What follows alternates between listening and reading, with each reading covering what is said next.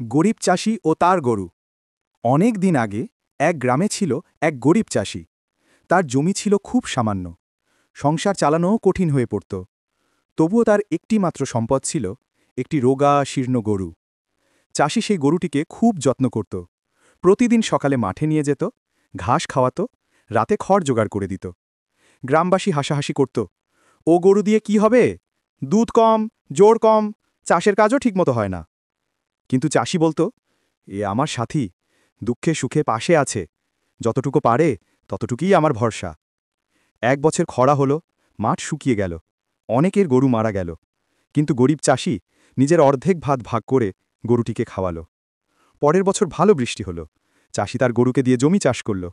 আশ্চর্যের বিষয়, গরুটি যেন নতুন শক্তি পেল, জমি ভরপুর ফসল দিল, চাষির ঘরে চাল ডাল সব কিছুর প্রাচুর্য এলো।